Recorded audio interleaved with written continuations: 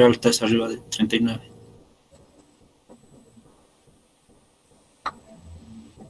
¿Qué opinas, América, de lo que dijo Johan?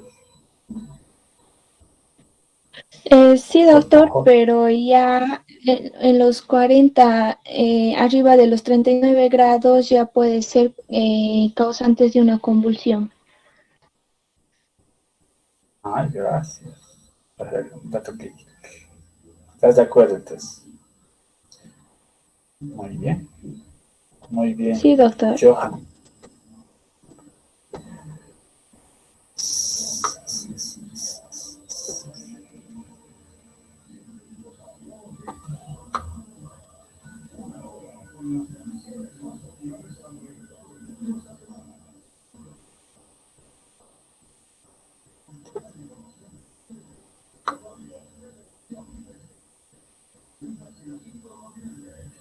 Daniel Tavera.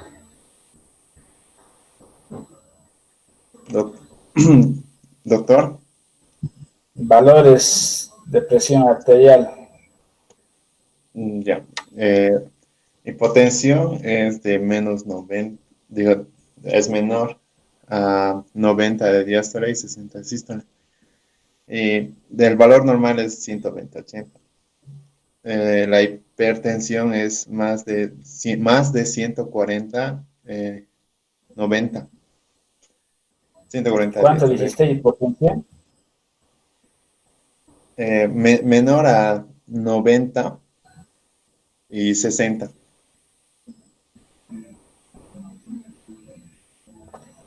¿Qué opinas, Diana?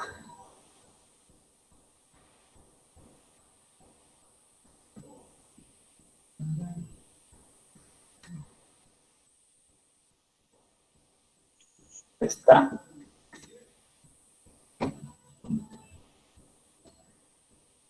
Diana.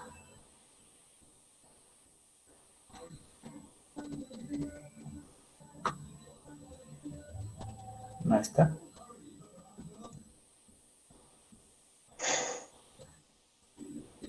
Bueno, ¿qué opina? No, perdón, doctor, es que no entendía mi audio Ay, de la hipotensión, de ¿verdad, las doctor? presiones. O hipertensión. Cualquier, La todas, hipotensión, mejor.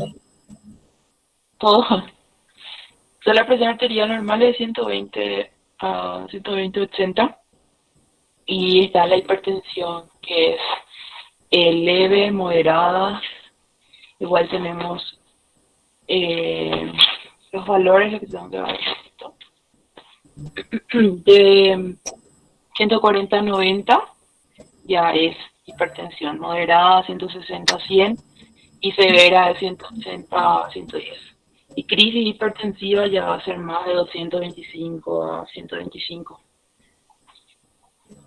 Y la hipotensión arterial tenemos como parámetro por debajo de 90, que sería esa sistólica, ¿verdad? Después están esa leve, moderada 80 y grave ya con 60 de sistólica. A ver, me hablaste de hipertensión leve, moderada y severa y crisis hipertensiva. ¿Cuánto es leve?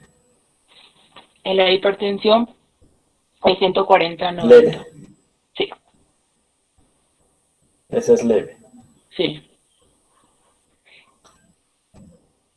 Crisis hipertensiva es una cualidad de la presión arterial o un signo, síntoma de la hipertensión arterial. Crisis y síntomas de una presión arterial. Bueno, no tiene por qué tener valores, ¿no es cierto?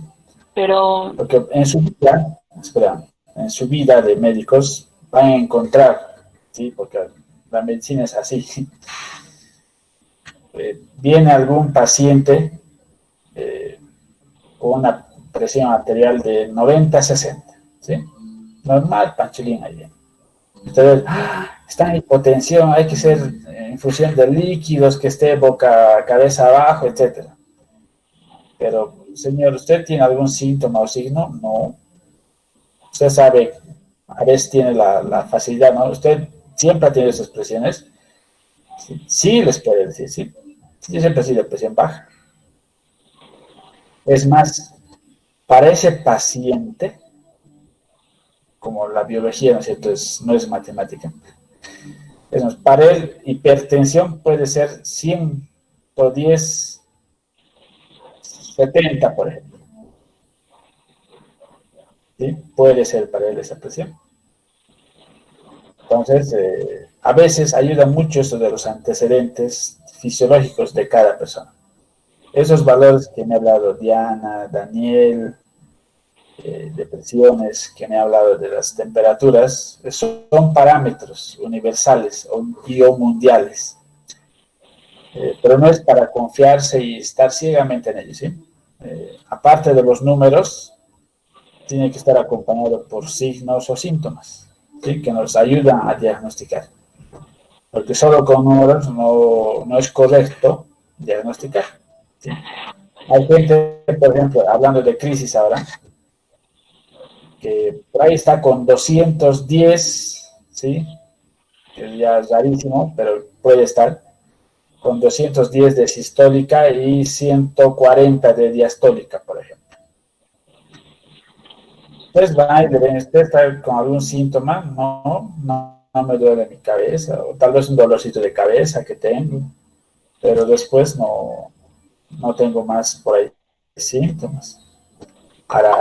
Entonces sí podemos decir, bueno, tiene hipertensión arterial, porque tiene un signo o síntoma de dolor o cefalea a causa de este número, pero por ahí no está en crisis, ¿no? Bueno, tal vez su cuerpo tiene mecanismos regulatorios fisiológicos que compensan estos valores altos, ¿no? Ahora, cuando hablamos de crisis, por ahí alguien, no sé, una abuelita viene y está con 145, 95 de presión arterial y está convulsionando. Nosotros ya ahí hablamos de crisis, por ejemplo, hipertensiva, ¿sí? Porque la clínica nos está mostrando que realmente la sintomatología es muy grave o avanzada, o está muy representada. Entonces ahí podemos decir que es crisis, ¿sí? Está bien todo lo que nos has dicho Daniel, Diana, y sobre los valores de temperatura también, es correctos. Pero el consejo que les doy es que en la vida a veces no es 2 más 2, 4, el viejo dicho de la medicina, ¿sí? Algún paciente les va a sorprender con algún signo o síntoma. Yo he visto personalmente pacientes llegar a emergencias que por decir vienen con una cortadura, ¿no? O una mordedura de perro, aún así se les atiende y se les toma los signos de presión arterial, frecuencia cardíaca, respiratoria, temperatura, etc. Pero ha habido casos donde les digo, frecuencia cardíaca de 55. Por el paciente ya está muriéndose, estaba en coma, ¿no? Estaba normal caminando. Entonces, señor, ¿alguna vez se ha tenido la frecuencia? No, les va a decir usted que macana.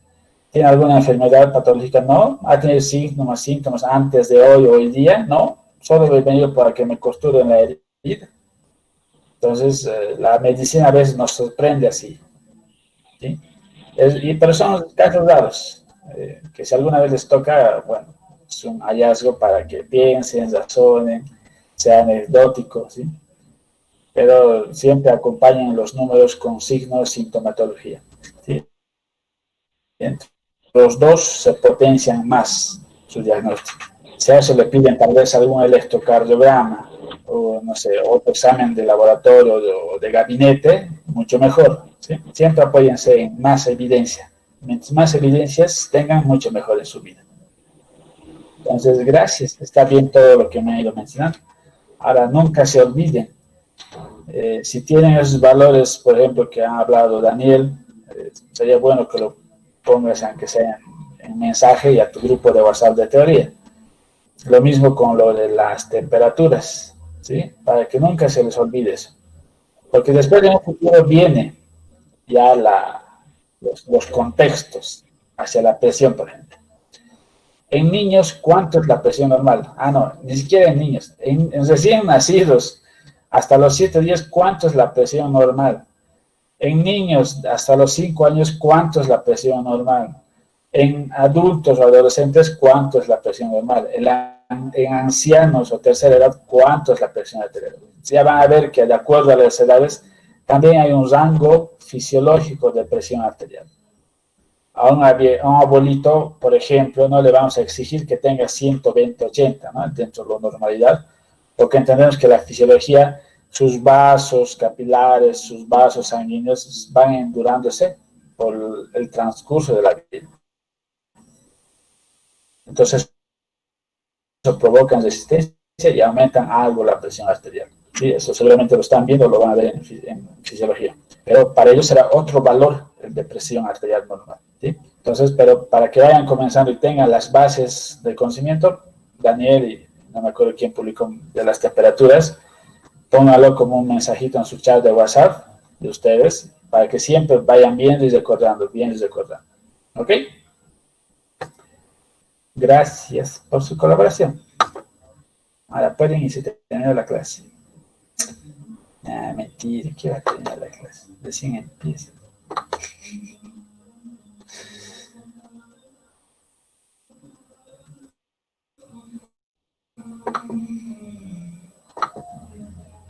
Saraya, ¿has mandado la carta o nada siempre hasta ahora? Sí, doctor, fui en la mañana a la facultad y el director no estaba, le volví a escribir y no me responde hasta ahorita, porque no fue toda la mañana. Ya, ¿pero has dejado la carta? No, por eso no estaba ni secretaría, no había. ¿Sí? No había. Ya, de todas maneras, con las aplicaciones del celular, ¿no es cierto? El Scanner o el PDF Scan, tratar de sacarlo como PDF con la foto del celular y mandárselo como mensaje. Bueno, Ya, doctor, está bien. Sí, porque en teoría hasta el 28 tendríamos que presentar notas, ¿sí? Entonces, una vez presentado, a veces es difícil abrir el sistema para subir notas. Ya bueno, nos habíamos quedado en estudios transversales.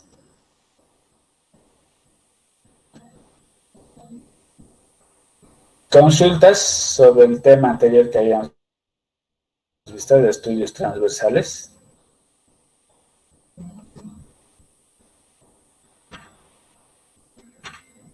Bueno, si no hay, entonces todo claro y cristalino. Vamos a ver ahora lo que es estudios ecológicos, desde el punto de vista observacional, descriptivo y transversal. ¿Sí?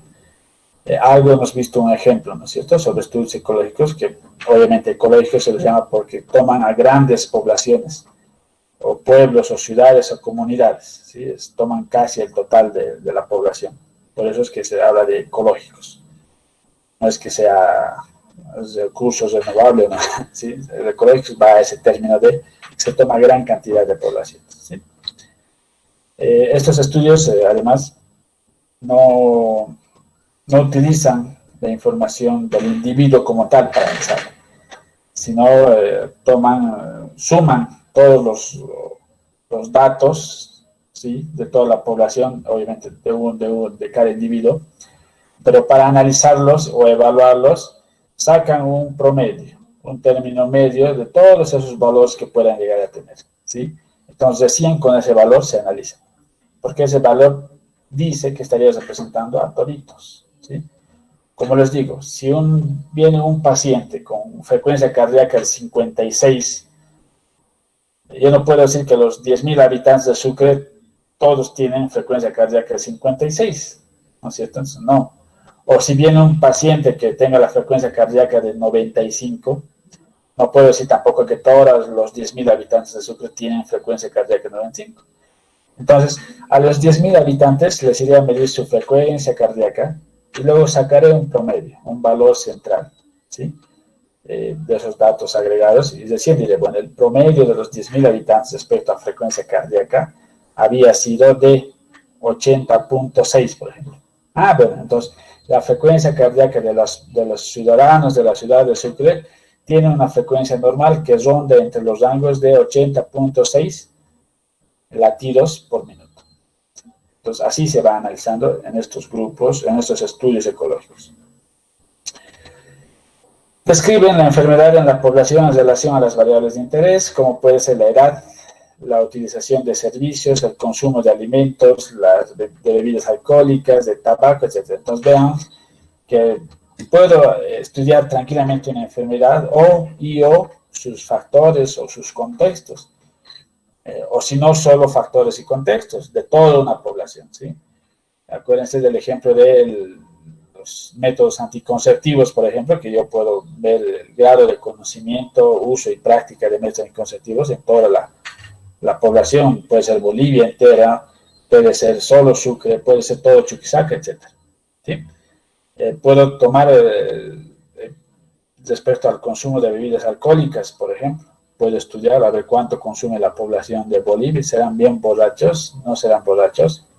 Pero tengo que estudiar y hacer una evaluación de ese dato central que se va a representar a todos. ¿Sí? Aquí dice un ejemplo de ese estudio sería relacionado a la mortalidad por enfermedad coronaria con el consumo per cápita de cigarrillos. Entonces, pero de forma descriptiva, ojo aquí, ¿no? Porque estamos en un alcance descriptivo y en un tipo de estudio observacional descriptivo y transversal, ¿sí? Entonces yo puedo decir, bueno, la mayor cantidad de la población de Santa Cruz consume cigarrillos, es más, una cajetilla por día, por ejemplo. Y eso puede estar relacionado con las insuficiencias o enfermedades coronarias, porque además es recolectado el dato de que no sé, un 20% de toda esa población ha sufrido en algún momento alguna enfermedad coronaria, ¿sí? No necesariamente tienen que ser infartos, por si acaso, ¿no? Es algún tipo de enfermedad, desde obstrucciones parciales, ¿no es cierto?, de arterias, dificultades respiratorias o circulatorias, etc. Entonces, solo estoy describiendo, pero que de la mayoría de los que consumen cigarrillos, un buen porcentaje tiene o ha tenido algún problema cardíaco, ¿sí? Y además, que de estos que tienen problemas, hayan tenido problemas cardíacos, de esta población que fuma una cajetilla por día mayoritariamente, además su consumo o su gasto de bolsillo había sido por lo menos de 15 bolivianos por día. Entonces, a la larga, ¿cuánto le suma eso del gasto? ¿Sí? Pero vean que se puede hacer estudios en forma descriptiva. Ahora dice, su gran ventaja reside en que se realizan muy rápidamente. Bueno, eso en teoría porque tendrías que tener todo el equipo, el personal y recursos disponibles para hacerlo rápido, ¿sí? Por ejemplo, lo del censo es un estudio ecológico, ¿no? Que tú ves todas las características individuales de toda la población, por ejemplo, de un país. Y se hace un día, no se hace en 3, en 5, en 15 días, no, se hace en un día. Entonces, la logística es que tienes que tener tal cantidad de individuos o recurso humano, tal cantidad de papeletas o boletas para levantar los datos y, bueno, otros recursos más. Entonces, pero eso se hace rápido en un día, ¿no? Es así se tienen que hacer los estudios ecológicos. Con una logística y obviamente teniendo todos los recursos necesarios, ¿sí? Ahora, la principal limitación de estos estudios es que no pueden determinar si existe una asociación entre una exposición y una enfermedad. Lógico, porque solo estamos describiendo en este nivel. ¿Cuántos fuman? Tal cantidad. ¿Cuántos habían tenido una enfermedad preexistente de coronaria? Tantos. ¿Cuánto gastan al día? Tanto dinero. ¿Listo? Ya está, se acabó el estudio descriptivo. No estoy diciendo que por fumar tienen la enfermedad coronaria, porque puede deberse a otros factores. Entonces, solo aquí estoy describiendo los datos que hayas recolectado de esa población. El censo, por ejemplo, si dice, por ejemplo, 8 millones de personas en Bolivia no disponen de agua y alcantarillado ni servicios básicos. Ahora, también he encontrado que en ese censo que la mayor enfermedad que ellos atribuyen, que dicen tener, son problemas respiratorios. Bueno, Pero no estoy diciendo en ese senso que por la falta de alcantarillado y servicios básicos, ellos tienen mayormente enfermedades respiratorias. No, no es esa la investigación. Solo estoy describiendo, ¿no es cierto? Entonces, por eso es que no nos sirve obviamente para hacer asociación o relación o correlación, ¿sí? ¿Dudas, preguntas sobre este tipo de estudios para pasar a otro tipo?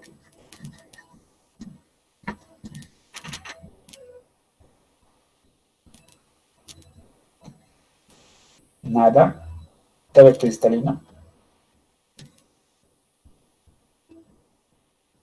Bueno, entonces avancemos al próximo tema, o al otro tipo de estudio, mejor dicho.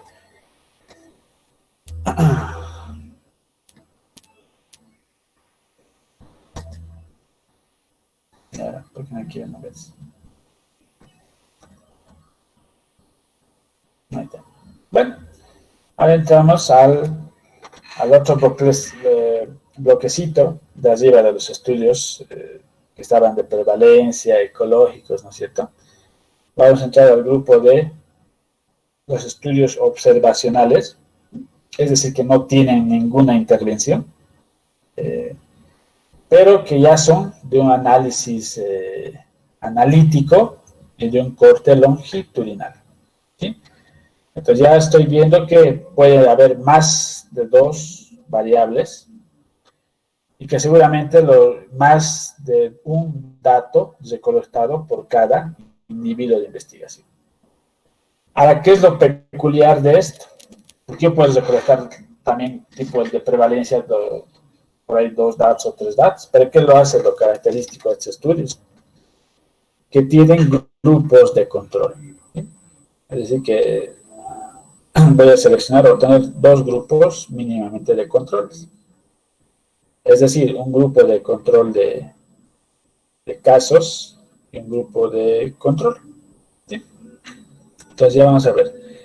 Estos estudios de casos y controles son principalmente retrospectivos. Digo principalmente porque hasta hace unos años era la regla. Son principalmente retrospectivos, era la teoría. Ahora ya se va modificando y jugando el estilo de estos casos y controles, igual con los de corte y etcétera. ¿Sí? Entonces, pero de todas maneras, principalmente hablamos de que son retrospectivos, es decir, que van de la enfermedad hacia los antecedentes o hacia la exposición. ¿Sí? Pero aquí decimos que tenemos 2 grupos.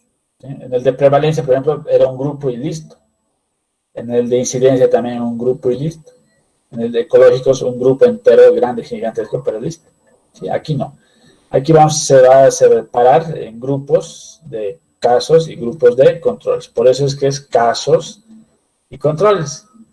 Ahora, los grupos de casos son todos aquellos que tienen esa enfermedad, ¿sí? o ese problema de salud que queremos llegar a investigar.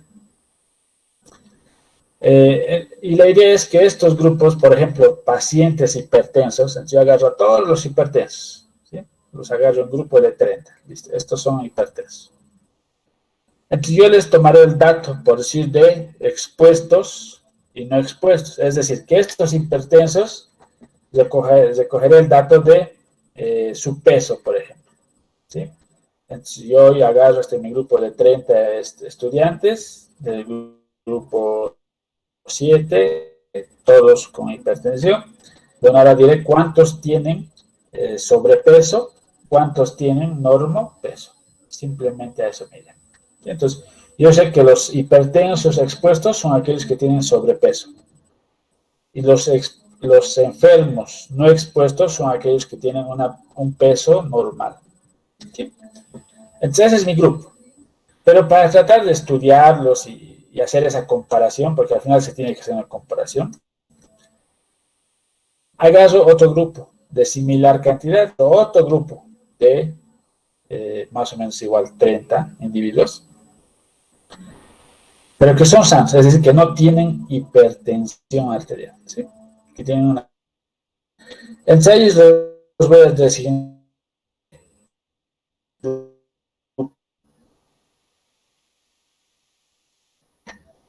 Y estos obviamente diré normal, que están sanos.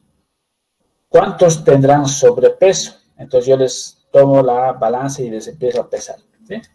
Entonces yo diré, X número tienen peso o sobrepeso. ¿Y cuántos de estos sanos que no tienen hipertensión tendrán un peso normal? ¿Sí? Entonces eso significa que son los no expuestos. Entonces ven, ya he ido primero formando mis grupos en igual cantidad de forma por conveniencia, no he aleatorizado ni los he seleccionado por el azar, sino he dicho, a ver, los primeros 30 hipertensos vengan a este grupo.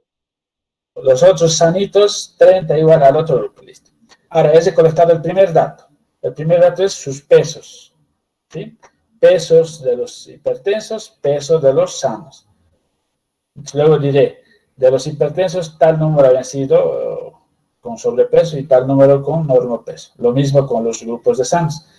Tal cantidad de individuos tienen sobrepeso y tal cantidad de grupos tienen normopeso.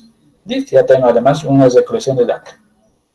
Ahora dijimos, estos estudios van del presente hacia el pasado, hacia los antecedentes, ¿sí? Entonces yo miré hacia el pasado. Y por eso dicen que estos estudios van de la enfermedad a los factores de riesgo, o de la enfermedad a los antecedentes, o de la enfermedad hacia la exposición. Entonces, ¿yo qué datos voy a recolectar retrospectivamente? Entonces, les diré cuánto era su peso, ¿sí? Si se acuerdan, gracias a Dios, y si no, bueno, debe estar registrado en historia clínica o algún documento. Entonces, ¿cuánto era su peso en marzo de este año? ¿Sí? Hoy les he pesado, 2 de septiembre, y bueno, ¿cuánto era su peso el 2 de marzo del 2020? Perfecto, ya tengo, miren, mi segundo dato de cada individuo. Lo mismo, para los sanos, hoy les he pesado, tengo el primer dato, y el segundo dato digo, bueno, el 2 de marzo, ¿cuánto pesaban o cuánto estaban pesando? ¿Sí? Entonces, me estoy yendo hacia el antecedente. Entonces, en el antecedente, su peso, específicamente, esa vez, además, han estado enfermos de hipertensión. ¿No es cierto? Entonces, ven, ya voy recolectando datos pasados. Seguramente, en esta recolección, habré recolectado otros datos más, que por ahí no quiero investigar, pero que son material de recolección. Un antecedente es el peso que estamos queriendo investigar, pero otro antecedente puede ser el que fumen, otro antecedente puede ser el estrés, ¿sí? O sea, hoy estrés y antes si había estrés o no, etc. ¿Sí? Entonces, voy viendo recolectando más de un dato a cada individuo, ¿sí? Y siempre en el pasado. Por eso es que decimos, va de la enfermedad hacia los antecedentes o hacia los factores de riesgo.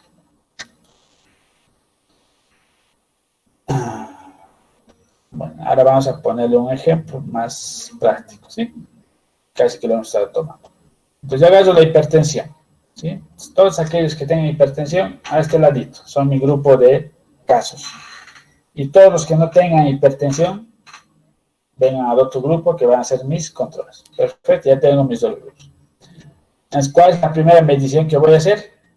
En este caso, obesos y normopesos. Entonces, lo mismo para mi grupo de controles. ¿Quiénes son obesos y quiénes son normopesos? Ya tengo mi primera medición. Ya estoy viendo que de aquí en más va a ser longitudinal. Si solo tomaría esto, solo es transversal. Entonces, para que sea longitudinal tengo que tomar más de una vez los datos. Perfecto. Entonces, si parto hoy y me voy hacia el pasado, les diré, bueno, mi segunda medición, ¿cuánto era en el mes de marzo, en el 2 de marzo, su peso? Ahí habrán sido obesos, habrán sido normopesos, ¿sí? ¿Cuánto habrá sido su presión arterial esa vez, por ejemplo? Para saber si ya estaban viniendo enfermos hasta la actualidad de hoy, o es que estaban sanitos de la hipertensión y han desarrollado luego la hipertensión. ¿Sí? Pero estoy viendo el pasado. Entonces, vean, aquí ya tengo una medición y aquí tengo mi segunda medición. Entonces, eso ya lo hace longitudinal, porque basta que tenga más de una medición en cada sujeto. Ahora, para comparar, tengo un grupo de casos, que son los enfermos, y un grupo de sanos, que son mis controles. Y seguramente, como les decía, puede haber otros factores de riesgo en el pasado. Si fuma, si consume mayor cantidad de sal, si tenía estrés, ¿sí? Que seguramente los voy a recolectar. Pero al momento de analizar la investigación, estoy buscando el peso, para saber si estaban con sobrepeso o normopeso, y después, a la actualidad, han desarrollado la enfermedad o no han desarrollado la enfermedad. Ahora, en mi hipótesis puedo decir que los factores, que hay una asociación de la hipertensión arterial con la obesidad, por ejemplo, en mi hipótesis, ¿no? Estoy viendo una respuesta anticipada. Pero como he ido recolectando otros datos, factores de riesgos, por ahí después de los resultados recolectados, el análisis y demás, por ahí me dicen, no, que el estrés es el que está asociado a la presencia o al desarrollo de hipertensión arterial. Ah, bueno. Pues menos mal que he ido revisando otros factores de riesgo, además del que me importaba estudiar, ¿no es cierto? Entonces vean cómo se va haciendo un estudio de investigación respecto a casos y controles en este caso. Entonces, un estudio de casos y controles es de tipo observacional, porque no están interviniendo. Es decir, respecto a este ejemplo de obesidad o normopesos, no le están dando de comer 1 kilo de helados y luego la están pesando. O no le han dicho en marzo, hace 6 meses, comete 6 piernas de pollo fritas y te voy a pesar, ¿no? No están interviniendo. Solo están registrando datos. Entonces es observacional. De corte longitudinal retrospectivo, ¿no es cierto? Una medición, 2 mediciones, pueden haber más además, ¿sí? Por si acaso. Del mes de diciembre del año pasado. Puede haber más mediciones, pero a cada individuo le están haciendo eso, ¿sí? Entonces, longitudinal retrospectivo. De un análisis analítico, porque aquí estamos analizando ya principalmente, mínimamente 2 variables, ¿no es cierto? Hipertensión y la obesidad. Hipertensión y los normopesos. Hipertensión y fumar. Hipertensión y consumo de sal. Hipertensión y estrés. Entonces, estoy analizando de 2 en 2 las variables, ¿sí? Entonces ya lo hace un estudio analítico. Seguramente usaré un chi cuadrado, además del odds ratio. Entonces vean la forma de analizar mediante bioestadística ahora, ¿sí?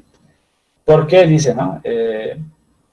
Y la asociación entre exposición y la ausencia, es decir, vamos a analizar si la obesidad principalmente, por ejemplo, está asociada al desarrollo de la hipertensión actual, o si la obesidad más bien deja tranquilo a la presión arterial y todos son normotensos o la mayor cantidad, ¿sí? Entonces, ve esta asociación o esta relación de variables entre 2 en 2. ¿Preguntas, dudas?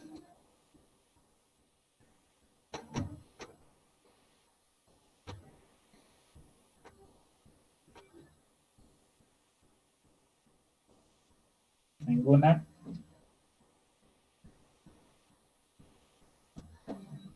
Ahora, estos estudios de casos y controles esencialmente son epidemiológicos, ¿sí? Esto lo van a volver a ver por si acaso en 4º año de medicina, ¿sí? Dependiendo con quién les toque de docente, lo van a ver. ¿Por qué digo principalmente epidemiológicos? Porque vean que aquí yo tengo un grupo de control, ¿sí? Y un grupo de casos.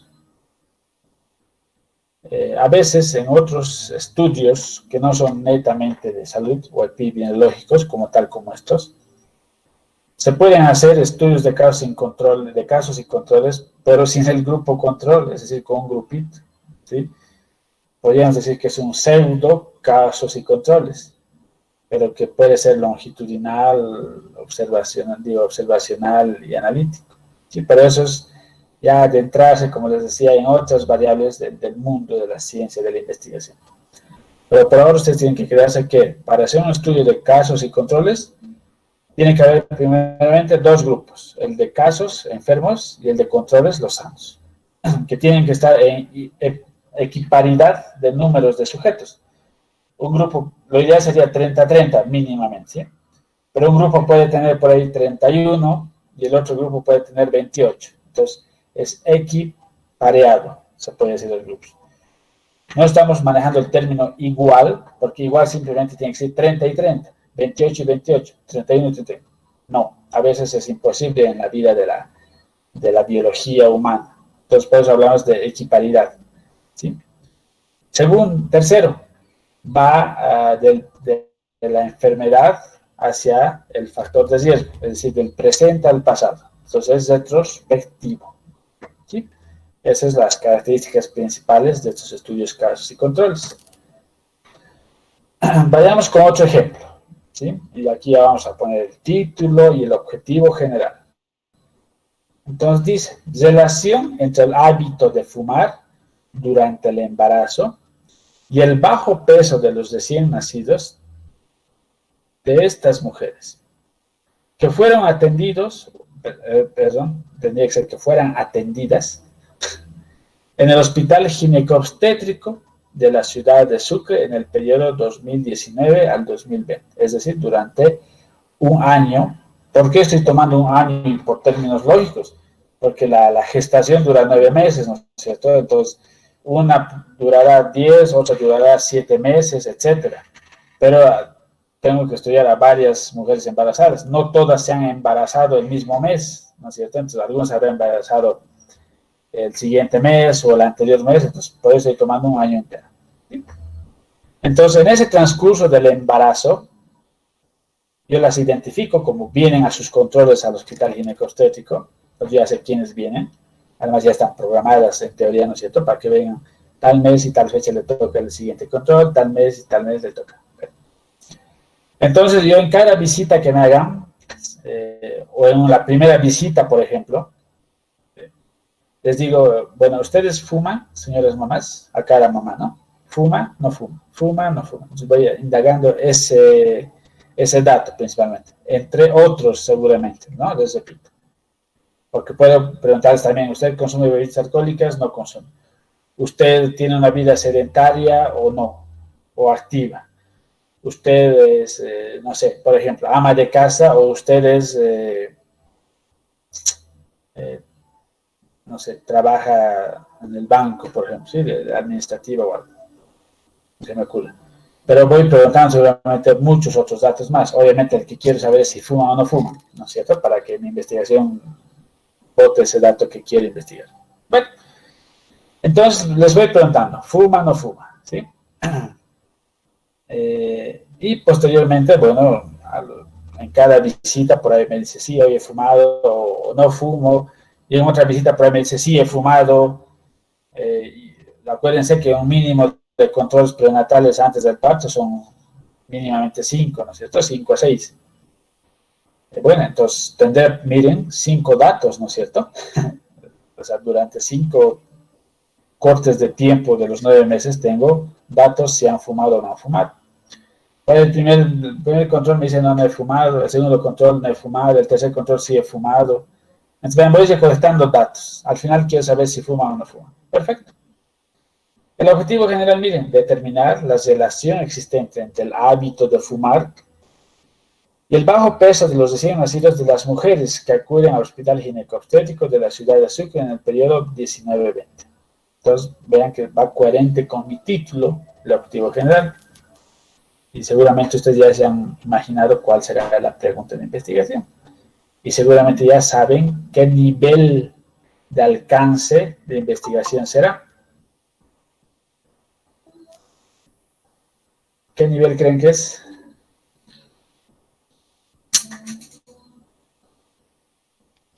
Relaciona al doctor. ¿Por qué? Porque relaciona dos variables. Exacto. Entonces ya vean, es un alcance relacional, porque voy a usar dos variables mínimamente para compararlas. Ahora, por el tipo de investigación, entonces estamos viendo que es un estudio observacional, porque yo no estoy diciendo fumen o no fumen, ¿no es cierto? Tampoco le estoy embarazando yo o no. Entonces no estoy interviniendo en nada en ese proceso de gestación. Es de análisis analítico justamente porque voy a analizar de 2 variables en 2 variables. Pueden haber más, pero de 2 en 2 principalmente, que es bajo peso al nacer y el hábito de fumar. ¿Qué más? Y es de corte longitudinal porque vean que estoy midiendo en más de una vez los datos. Entonces, yo tengo la presencia de enfermedad, la voy a contar como enfermedad a los recién nacidos con bajo peso. Esos van a ser mis casos. Obviamente, a lo largo de la recolección de datos, he debido esperar por lo menos entre 7 a 10 meses para decir, bueno, ya nacido en el hospital, ahora sí. ¿Cuánto peso tendrá? ¿No es cierto? Entonces, un tiempo de espera también de ustedes como investigadores. Entonces, de estos casos de bajo peso, yo diré, bueno, cuántas mujeres o embarazadas durante su edad de embarazo, donde su etapa gestacional, han fumado. ¿Cuántos de estos niños con bajo peso sus mamás no han fumado? Ahora, el otro grupo que haya nacido o que tenga recién nacidos con un peso normal para la edad gestacional, que son mi grupo de controles, buenos días, ¿cuántos de ellos, sus mamás, habrán fumado y a pesar de eso han tenido peso normal? ¿Cuántos de ellos, sus mamás, no han fumado? Que a pesar de no fumar, igual han tenido, que era lo más lógico, ¿no es cierto? Entonces, ven, ya estoy tomando mi primera medición, que es el bajo peso y con fumar o no fumar. Muy bien. Estas son las mujeres con recién nacidos y exposición. Me voy hacia el pasado, entonces repaso mis datitos que tenía, ¿no es cierto? ¿Cuántas de ellas habrán dicho que fumaban o no fumaban? ¿Sí? Entonces mi segunda medición es el hábito de fumar. Otra vez les digo, entre otros datos que he ido a recolectar. Entonces ya tengo mis datos para hacer un análisis de tipo observacional, de tipo longitudinal y de tipo analítico, porque voy a seguramente hacer mediante estadística el hábito de fumar y los recién nacidos con bajo peso, el hábito de fumar de sus madres y los recién nacidos con normo peso. ¿Sí? Entonces estamos viendo aquí un ejemplo ya más desarrollado con objetivo y título. Entonces, ¿en qué no nos sirve? Dice, ¿eh? No permite controlar la incidencia de las enfermedades. Obvio, ¿no? Porque estoy viendo el pasado, no estoy viendo el futuro. Entonces estoy recordando un dato antiguo. Se parte de la enfermedad y se va hacia la exposición. Entonces estoy partiendo de los recién nacidos, estoy viendo la exposición de su mamá fumaba o no fumaba. Eficiente un estudio de factores de riesgo de enfermedades raras. ¿Sí? Entonces, si hay alguna enfermedad rara o no muy común, justamente por el hecho de que tengo que tener 2 grupos, entonces me sirve, con poquita gente puedo trabajar. Hay otros estudios de enfermedades muy conocidas, bueno, que necesitarán 50 por grupo, 60 por grupo, etc. ¿Sí? Entonces, principalmente si hay una enfermedad rara con subida de médicos o de residentes o de internos que vean, pueden tomar un estudio de casos y controles.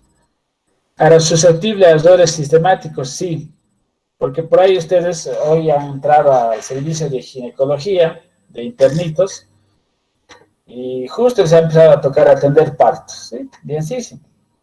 Pero algunos partos con recién nacidos de bajo peso y otros recién nacidos con peso normal, por ejemplo. Pero ustedes no saben si en su tiempo de gestación ha fumado en alguno de los controles. Entonces, por ahí la mamá le pregunta, ¿usted ha fumado? No, les va a decir, entonces no es tan fuente confiable, ¿no es cierto? Entonces, irán a realizar los expedientes clínicos de cada madre e hijo, ¿sí? Y dirán, tal persona había fumado, tal persona no había fumado, tal persona sí. Entonces, pero esos datos que han registrado antes, no lo han hecho ustedes, lo habrá registrado otro interno, otro residente, otro médico, otro centro de salud, que luego ha venido solo a dar a luz al hospital, que solo sus controles se han hecho en puestas sanitarias. Entonces, hay ese sesgo primero de confiar en los datos que otros hayan tomado y no ustedes como investigador. Y bueno, confiar de que por lo menos hayan sido bien tomados los datos o que tengan los datos, ¿sí? Porque a veces pasa que la presión arterial, si la toman, por ejemplo, ustedes saben que tiene que estar bien descubierto el brazo, que esté sentada por lo menos 15 a 30 minutos calmado el paciente, con el brazo que le van a tomar al nivel del corazón, con la mano extendida, sin ninguna prenda que intervenga en la presión. Pero eso es lo ideal, y ustedes como investigadores seguramente lo van a hacer. Pero por ahí, hace 5 meses, un internito ha venido, ha visto con su blusa, estaba caminando el paciente y ahí nomás le ha tomado la presión, ha estado comprometido con la presión de la ropa, además que ha venido ya un poco agitado y le han tomado la presión. Entonces, eso escapa de sus manos, ¿no es cierto?, que otros hayan tomado esos datos. Entonces, por eso decimos que es susceptible a errores sistemáticos, por eso es que no es tan preciso, pero sigue siendo un buen trabajo de investigación. Dice, la selección de los sujetos es por conveniencia, no aleatorizada. Entonces, a medida que vayan llegando sus recién nacidos con bajo peso, los van metiendo al grupo de casos. Los recién nacidos que vayan atendiendo y tengan normopeso al grupo de controles. Entonces, ustedes no están aleatorizando, no decir, este va a este grupo, este otro grupo no. Es por conveniencia, ¿sí? Por eso es que se toma, a veces, en enfermedades raras, por ejemplo, bueno, 30 sujetos de estudio, en este caso, 30 recién nacidos con bajo peso y otros 30 recién nacidos con peso normal. En resumidas cuentas, los datos se recolectan individualmente, sujeto por sujeto, correcto. No son experimentales, no están interviniendo. Son analíticos porque ya tienen por lo menos 2 variables para compararlas y relacionarlas. Y de un corte longitudinal retrospectivo. Bien, entonces mantenemos los conceptos que ya hemos visto desde el principio. Estos estudios describen la experiencia de un paciente o un grupo de pacientes con un diagnóstico similar. Es decir, igual condiciones de edad, por ejemplo, igual condiciones de atención hospitalaria, igual condición de patologías o riesgos a los que están, etc. Comparten similitudes estos grupos. En estos estudios frecuentemente se describe una característica de una enfermedad o de un paciente que sirven para generar nuevas hipótesis, ¿no? Entonces, por ahí su atribución respecto a esto puede decir, no había sido al final el consumo de cigarrillos durante el embarazo la causa o la relación o asociación respecto a el bajo peso de los recién nacidos. Puede ser que haya sido el estrés o puede ser que haya sido el alcoholismo. Entonces, dejan eso para otro estudio. Ustedes mismos o otros investigadores que quieran investigar esa hipótesis que están dejando. Muchas veces documentan la presencia de nuevas enfermedades o efectos adversos y en este sentido sirven para mantener la vigilancia epidemiológica. Entonces, a veces, cuando agarran esas enfermedades o casos raros, ¿no? Entonces, obviamente están generando un nuevo conocimiento. Ya sea desde el punto de vista de la enfermedad propia, desde las consecuencias o desde algún factor de riesgo que pueda generar algo. Y estos estudios, vean, se usa mucho en lo que es vigilancia epidemiológica, ¿sí? Ya van a ver eso de vigilancia epidemiológica, otra vez les repito, en 4º año, porque principalmente esos estudios son epidemiológicos. Se estima la frecuencia de exposición a los factores entre los casos y controles. Entonces, ¿cuánto había sido que el fumar provoca bajo peso y en cuántos niños? ¿Y cuánto había sido que el fumar, por ejemplo, provoca o no tiene incidencia en el peso del niño? ¿Cuántos de ellos? ¿Cuánto, por ejemplo, el no fumar provoca o se relaciona igual con el bajo peso o el no fumar se relaciona con el peso normal de los recién nacidos. Entonces, se va viendo esa frecuencia de porcentajes. ¿Sí? Dice, este tipo de estudio identifica a personas con una enfermedad u otra variable de interés. Que estudiemos y los compara con un grupo de control que no tenga la enfermedad. Entonces, por eso es casos y controles. A este tipo de estudio, que es de los más utilizados en la investigación, se podría describir como un procedimiento epidemiológico analítico, ¿sí? Porque principalmente se usa en epidemiología y justamente con la vigilancia epidemiológica. Obviamente no experimental porque no están interviniendo ustedes para modificar ese fenómeno. Con un sentido retrospectivo, sí, es retrospectivo los casos y controles históricos que puedan tener contextos históricos, etcétera, o sesgos de memoria, es decir, que esos datos que ustedes no lo han tomado y verificado pueden estar adulterados, erróneos o mal hechos, o mal tomados. Ya que partiendo del efecto se estudian sus antecedentes en dos grupos de sujetos llamados casos y controles, según tengan o no la enfermedad. La expresión estadística, o mediante que principalmente tendría que analizar analíticamente, es mediante el odds ratio, o razón de Monios. Pero acuérdense del OR, que es odds ratio, que nos ayuda en el análisis de estos casos y controles. Veamos un odds ratio, ¿sí? Entonces, para un odds ratio es prácticamente aritmética pura, ¿sí? No necesitan mucho más que, por ejemplo, el chico alero que necesitan como álgebra, por ejemplo. Entonces, aquí es poner, por ejemplo, tengo mis enfermos, es decir, recién nacidos con bajo peso y por ahí mis recién nacidos normopesos, ¿sí? Que no están enfermos. Expuestos, madres fumadoras durante el embarazo y los no expuestos, madres que no fuman o no fumaron durante el embarazo. Entonces yo digo cuántos son en esta casilla, cuántos son en esta casilla, voy seleccionando. Al final hago la sumatoria, ¿sí? A más C, que es enfermos con expuestos y enfermos con no expuestos. Y también hago lo contrario del otro grupo. No enfermos con expuestos a fumar y no enfermos con no expuestos. Entonces, vean, hago la sumatoria. Y es aquí el análisis. La tasa de exposición de sanos. La tasa de exposición de controles. Es decir, cuántos con el factor de riesgo han tenido bajo peso y cuántos sin el factor de riesgo han tenido, por ejemplo, bajo peso. Y ahí tenemos la razón de desigualdad, que es el odds ratio como tal. Entonces, estos valores que tenemos de A por D y B por C, me van a dar un valor. Veamos el ejemplo con otro además. Dice tipo de trabajo, exposición al plomo y sin exposición al plomo. Manifestaciones neurológicas y sin manifestaciones neurológicas. Entonces, los que han tenido manifestaciones neurológicas y han estado expuestos al plomo en el trabajo son 20. Los que han tenido manifestaciones neurológicas, pero que no han expuesto al plomo, es 80 pacientes. Bueno, a los que no han tenido manifestaciones neurológicas, pero que sí han estado expuestos al plomo, habían sido 5.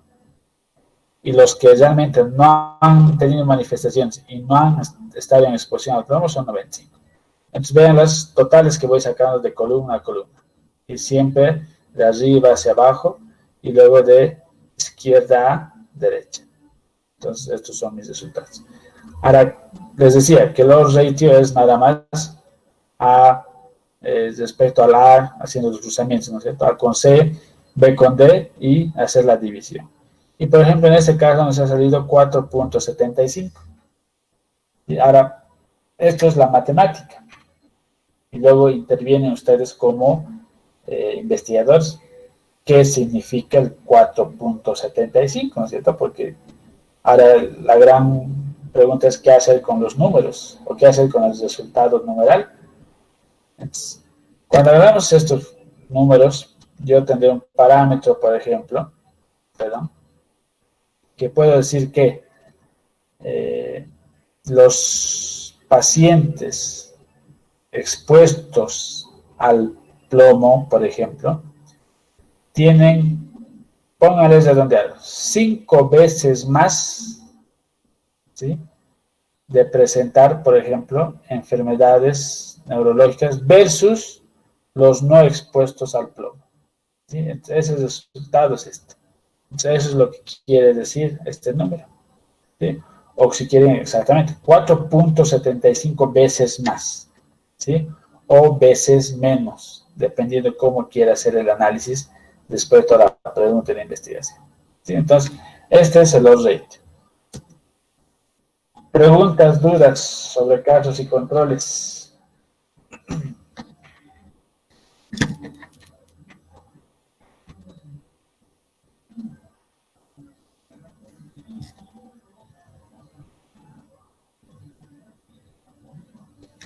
No, doctor. Nada, todo clarito.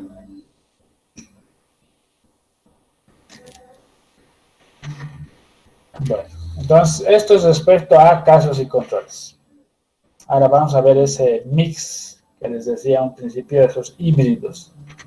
¿Sí? Esos híbridos que pueden ser antes y después, porque se pueden tomar datos de antes y después. Y esos son los estudios híbridos. ¿Sí? Aquí dice, por ejemplo, la relación entre la obesidad y la osteoporosis en mujeres postmenopáusicas del Hospital Santa Bárbara entre 2007 a 2017. Entonces, prende mis casos y mis controles. Pero en este caso, 71 mujeres postmenopáusicas sin osteoporosis y 71 mujeres postmenopáusicas con osteoporosis. Entonces, hacia atrás puedo ir a ver si estaban expuestos con antecedentes de obesidad o sin antecedentes de obesidad. Entonces, hoy les he tomado una densitometría ósea, ¿sí?, para ver la osteoporosis si tienen o no tienen. Por ahí antes, ojalá quiera así, que se hayan tomado un peso, o el peso, no sé, de aquí, como decimos, por ejemplo, hoy 2020 y el 2018 se haya registrado su peso, para ver si estaban con obesidad o sin obesidad. Y de aquí en adelante, entonces, por ahí he detectado que están con osteoporosis. Ya. Ahora, ¿qué pasará en la siguiente densitometría ósea? De aquí a un año, por ejemplo. Entonces, por un lado estoy tomando, vean, más de un dato. Por un lado estoy viendo antecedentes y por otro lado estoy viendo los datos futuros que pueda llegar a tomar. Entonces, por eso se llaman estudios híbridos, porque pueden moverse en ambas direcciones a través del tiempo. No se cierran exclusivamente retrospectivos como casos y controles, y no se cierran exclusivamente como los casos, estudios de corte que son prospectivos. ¿Sí? Entonces, este es un ejemplo para que vean los estudios híbridos. Entonces, obviamente tengo 142 mujeres postmenopáusicas, ¿no?, que es mi población de estudio, y veo la población hipotética de antes de estos, porque seguramente algunos recién han entrado en este tiempo del 2007, por ejemplo, al 2015 que he tomado, y luego al 2017 por ahí hayan desaparecido los pacientes o siguen. Entonces, este número va a ir variando, ¿sí? Obviamente están recolectando datos del pasado y voy a recolectar datos en el futuro. Por eso son híbridos. Entonces, sigamos con el ejemplo, ¿no? La relación de obesidad y osteoporosis en mujeres postmenopáusicas en el Hospital Santa Bárbara del 7 al 17. Miren que ese estudio ha tomado 10 años, ¿no?, de estudiar, de investigar. No es una cosa de un añito. Porque entendiendo que para que alguien llegue a la menopausia tengo que ver ciertas edades. Para que alguien llegue a tener osteoporosis tiene que transcurrir por lo menos un buen tiempo. Entonces, el planteamiento del problema dice: si bien es importante entender la etiología de los factores que influyen en la densidad mineral, y porque la obesidad no es el único factor, o sea, en mujeres latinas, por ejemplo, como podría tratarse de la obesidad, aún no hay información contundente que confirme dicha relación en la población boliviana. Entonces yo por ahí tengo datos, estudios previos de pacientes o de sujetos o de mujeres de Estados Unidos, por ejemplo, ¿sí? Y que encima mayormente son de raza afroamericana, los datos. Entonces, ¿serán los mismos esos datos? ¿Se replicará en mi población de mis mujeres de Bolivia? ¿Será así? ¿No será así? Entonces, de esa manera puede intrigarnos a investigar. Dice, el estudio resalta como eje de la investigación primordialmente la obesidad asociada como factor influyente, es decir, como protector de la osteoporosis. Es decir, que este autor o estos autores de este ejemplo, por ahí en vez, ¿sí? En vez de decir que la obesidad provoca osteoporosis, por ahí está pensando que la obesidad no causa osteoporosis. Por eso quiere ver que puede investigar que es un factor protector. Pero ahora está la disyuntiva de salud, ¿no? Está bien, ser obesas dice que no me va a provocar obesidad. Perfecto. Digo, no me va a provocar osteoporosis. Perfecto. Pero el ser obesas me puede provocar insuficiencias cardíacas, coronarias, daños osteoarticulares, ¿no es cierto? Por el peso, sobrepeso, etc. Entonces, ¿qué puedo decir al final de mi conclusión? Si al final se corrobora eso de que la obesidad es un factor de protección de la osteoporosis o para no generar osteoporosis, recomiendo que todas las mujeres se engorden y sean obesas para no tener osteoporosis, ¿no? La disyuntiva. Entonces, si tengo mujeres flacas o normales, estarán bien de salud coronaria, articular, pero me van a tener osteoporosis. Pues vean la disyuntiva en ese estudio, ¿no? Entonces ahí denota el porqué de la investigación, pero más allá no se menciona claramente lo que se pretende establecer con la investigación. Es decir, como decía, probar que la obesidad causa menor incidencia de osteoporosis, situación que llama mucho la atención, ya que la obesidad es un factor de riesgo que desarrolla muchas otras enfermedades cardiovasculares, endocrinológicas, osteoarticulares, etcétera. ¿No es cierto? Entonces, esta investigación, si bien puede estar muy bien hecha y realizada, pero al final a todos, sí, porque no solo al investigador, a todos los interesados en salud y o pacientes, nos metería en una encrucijada, ¿no? Entonces, mujeres engorden para no tener osteoporosis. Pero no, pero si engordo y no tengo osteoporosis, puedo tener un infarto, puedo tener alguna enfermedad endocrinológica. Entonces, ¿qué hago, no? ¿O qué hacemos todos? Pero vean, así se va desarrollando estos estudios. La hipótesis se plantea como hipótesis que la obesidad es un factor protector para el desarrollo de la osteoporosis en mujeres postmenopáusicas. Entonces, el investigador dice, bueno, realmente es un factor que protege a no tener osteoporosis en aquellas mujeres que ya están en la menopausia. Ahora, ¿cuál será el planteamiento afirmativo para la osteoporosis? ¿Aceptarlo o rechazarlo? ¿Qué hacemos? Si lo aceptamos, como personal de salud estaríamos diciendo, bueno, sí, que todas las mujeres en edad postmenopáusica estén obesas o con sobrepeso, o los rechazamos directamente, pero si la evidencia nos muestra que es un factor protector, ¿no?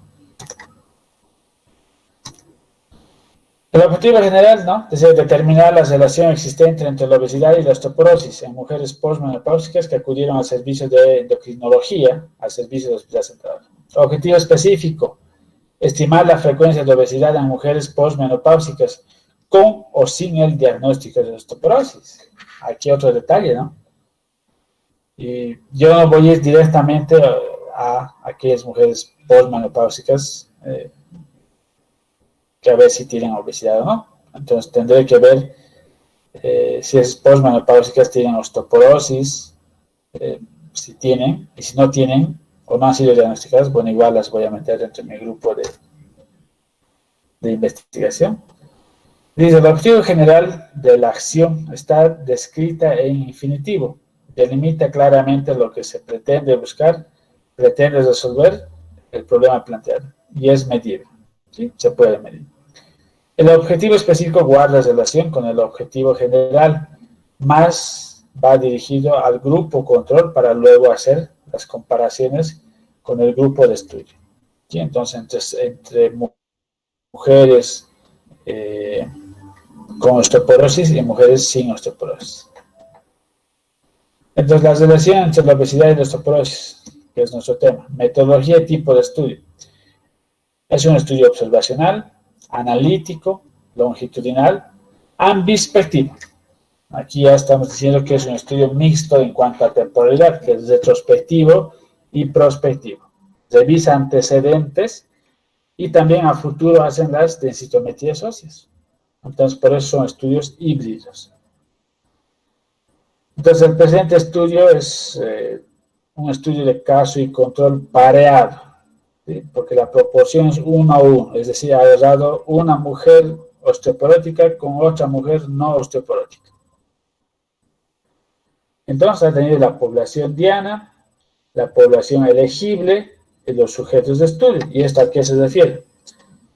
Él ha identificado, por decir, el investigador, la investigadora ha identificado, no sé, 300 mujeres con osteoporosis, por ejemplo.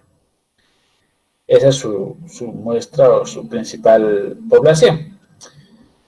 Pero ha pasado el tiempo y dicen, bueno, a ver, de estas 300 osteoporosis, yo solo quiero que, aparte de la osteoporosis, por ejemplo, tengan solo obesidad o sobrepeso, o normopeso, o algo relacionado al peso, pero que no me tengan además, por decir, otra enfermedad endocrinológica, que no me tengan alguna enfermedad cardiovascular. Entonces, de esas 300, por ejemplo, de un principio, bueno, ya habré disminuido a 200 personas, pues dice población elegible. Y resulta que de esas 200, al final, alguna no ha querido entrar al estudio, otra se ha viajado, otros se han muerto, no sé, han ido disminuyendo. Y al final he llegado a 71 personas, ¿no? O a 140 personas.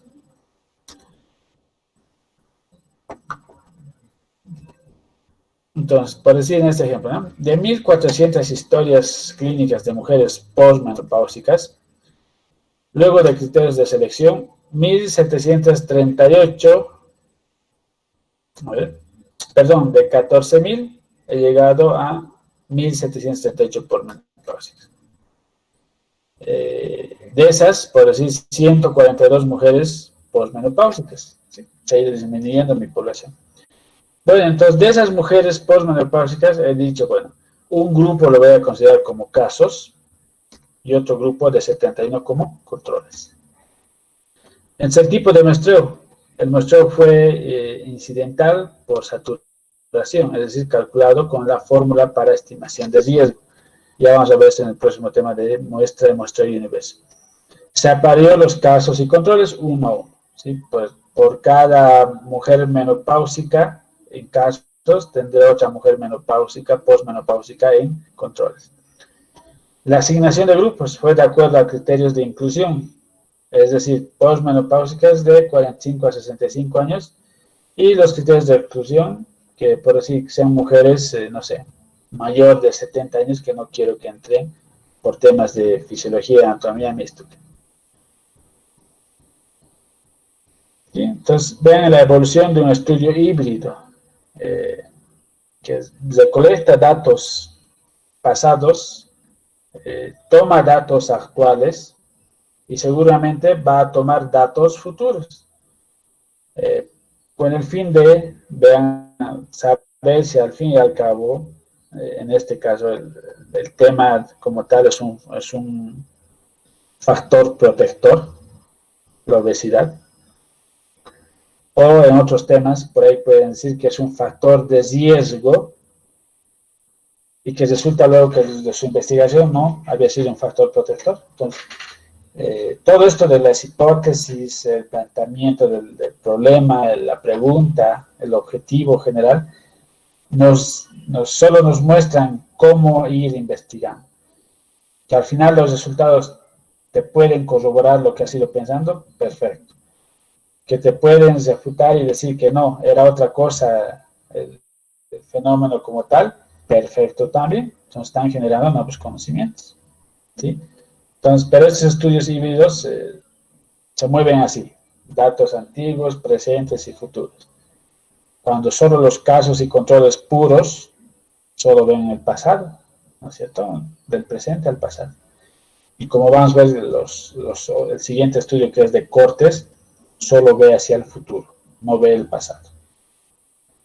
¿Alguna consulta o duda sobre estos casos o estos estudios híbridos?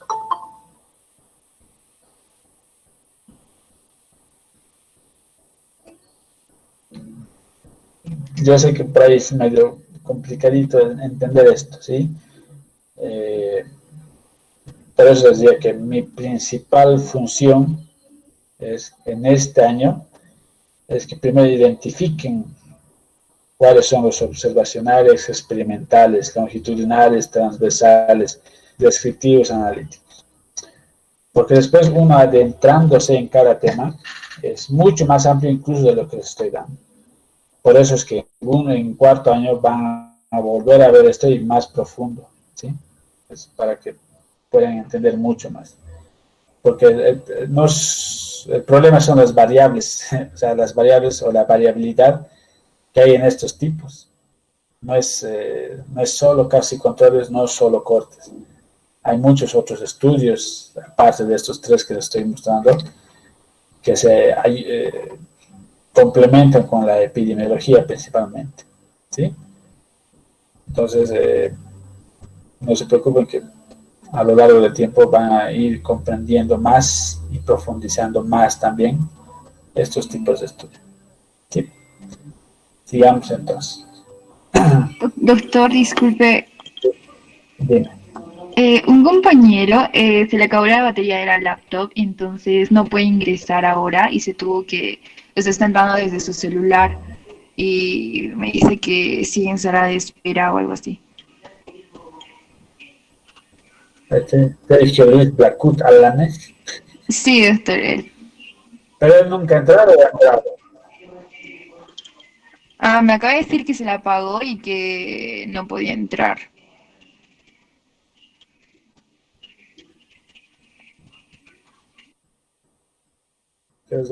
Porque, como les digo, si les he aceptado, ustedes han visto que se pueden salir y entrar, ¿no es cierto? No es necesario que los acepten. Pero si no están aceptados, quiere decir que no han entrado desde el inicio de clase. ¿Eh? Laura, abogada, ya te he dicho, cambiate de carrera. Andate a derecho. Puedes ganar mejor ahí.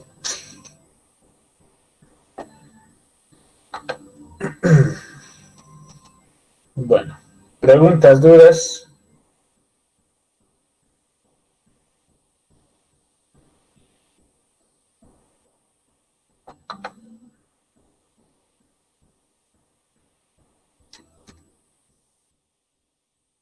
Ya. Correctos respecto a los estudios híbridos o ambispectivos, ¿sí? Porque justamente se mueven en el tiempo tanto prospectivamente como retrospectivamente. Ahora vayamos a ver los estudios de corte, que se podría decir que es la otra cara de la moneda de los estudios casos y controles. ¿Por qué? Principalmente porque en esencia también son observacionales y longitudinales. Pero la gran diferencia con los estudios de casos y controles, estos son prospectivos, ¿sí? Netamente hacia el futuro, las de colección de datos. Y estos estudios entonces parten de los factores de riesgo hacia la enfermedad. ¿Sí? Entonces, en teoría, estos pacientes entran al estudio sanos, ¿sí? Y dependiendo de los factores de riesgo, voy viendo a lo largo del tiempo futuro quienes al final desarrollan una enfermedad o patología y quienes no. Por eso es prospectivo. Entonces yo tengo mi población inicial de estudio, ¿sí? Que están, obviamente, con factores de exposición. Es decir, que esta mi población está fumando actualmente, pero que está sanito. Que esta mi población esté consumiendo bebidas alcohólicas, pero está sanito. Entonces, X factores de exposición a los que están actualmente. Entonces, otra vez, partimos del presente hacia el futuro. Pero no sé qué puede llegar a pasar en el futuro. Entonces, yo puedo comenzar con mis grupos de sanos.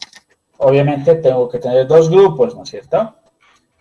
Entonces, un grupo de sanos expuestos y un grupo de sanos no expuestos. Estamos partiendo ahora de sanos ambos. Pero sanos expuestos, por decir, a fumar y sanos expuestos que no fuman. ¿Sí? Entonces, hoy, ustedes, no sé, segundo año están empezando a consumir bebidas alcohólicas, pero están sanitos. Entonces, ese grupo los reúno estudiantes de segundo año sanos que consuman bebidas alcohólicas y otro grupo de estudiantes de segundo año sanos que no consumen bebidas alcohólicas. ¿Sí? Estamos partiendo de dos grupos sanos. Y vamos hacia el futuro. Entonces, en el transcurso del tiempo, que pueden ser, no sé, de aquí hasta el 2021, de aquí hasta el 2025, etcétera, yo me delimito por si X tiempo, o fijo un tiempo determinado. Entonces, en el transcurso del tiempo, pueden pasar muchas cosas, desde que se cambien de universidad, se mueran, o simplemente no quieran entrar al estudio, ¿sí? Se salgan del estudio.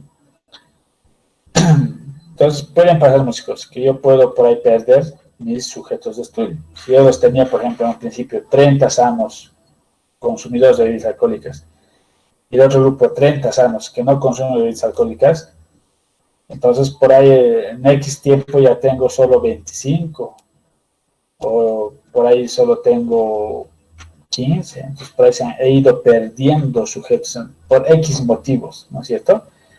Se han muerto, se han cambiado de universidad, se han ido a otro país, han rechazado el estudio al final, etc. Pero he perdido, puede pasar eso. Entonces, como dice aquí, puede haber pérdidas en el seguimiento durante el tiempo. No solo de uno de los grupos, puede ser de pérdidas de los dos grupos. Que mis pacientes sanitos que no consumen bebidas alcohólicas por ahí se han ido a otro departamento, que por ahí al final están cansados de su docente o del investigador y no quieren entrar más en el estudio, se han salido. Entonces puede haber pérdidas en ambos grupos, ¿sí? Y eso no lo controlan ustedes porque no saben qué puede pasar en el futuro.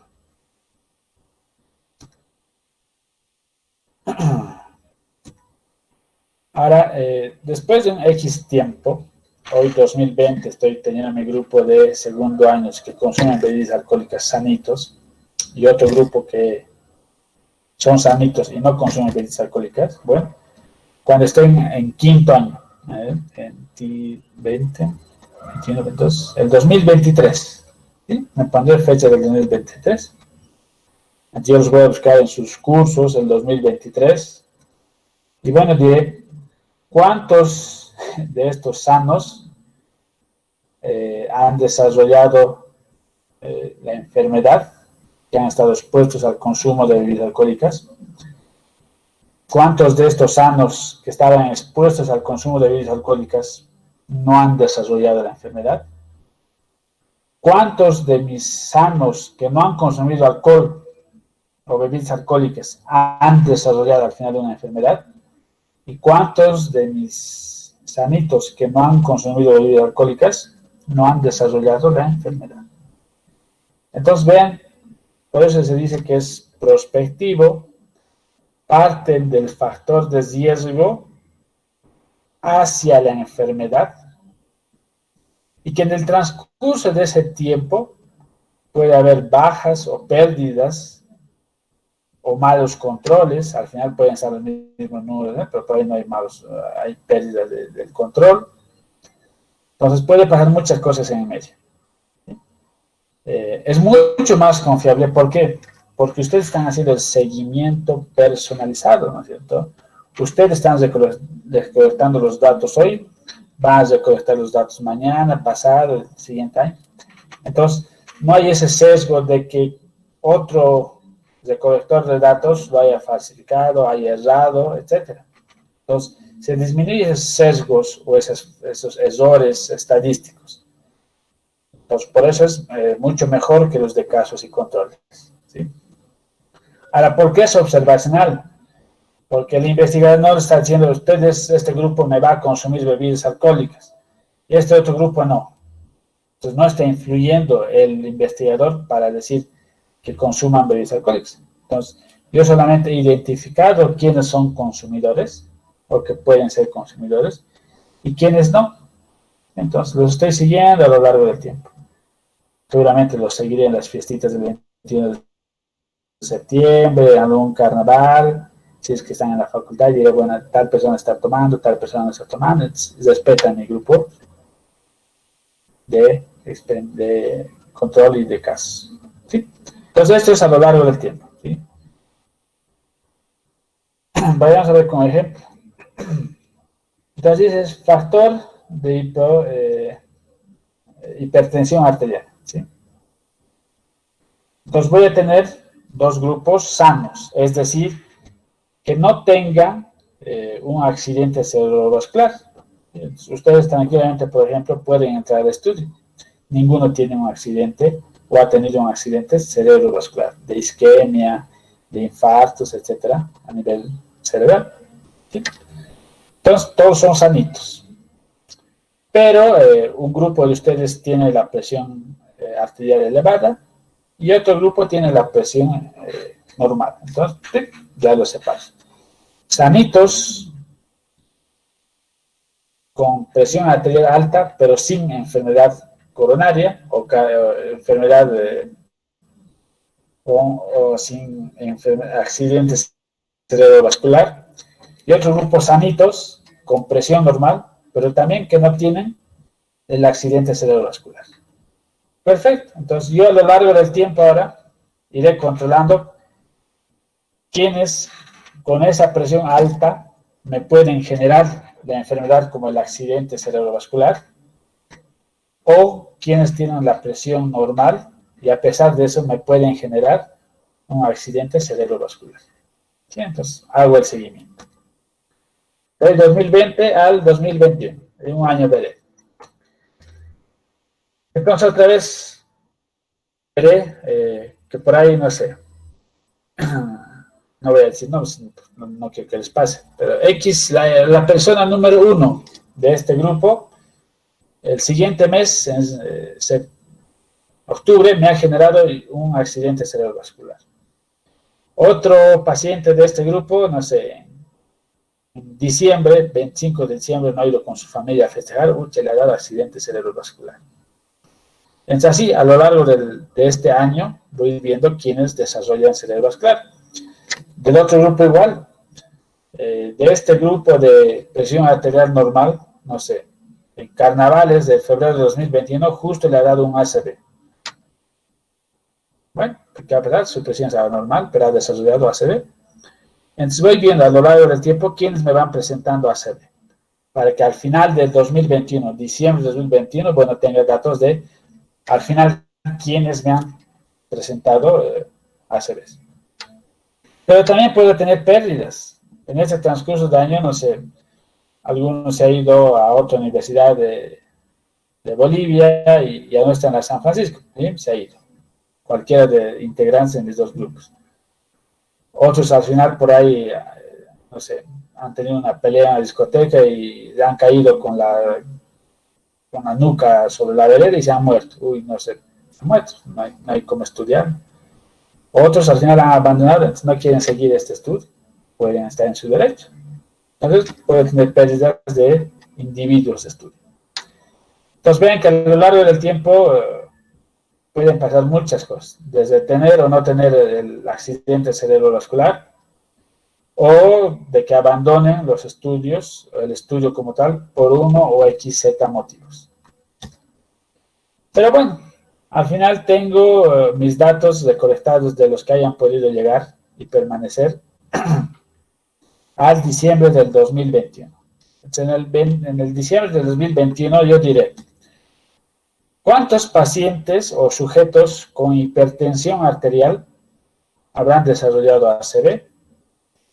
¿Cuántos sujetos con hipertensión arterial no han desarrollado ACV?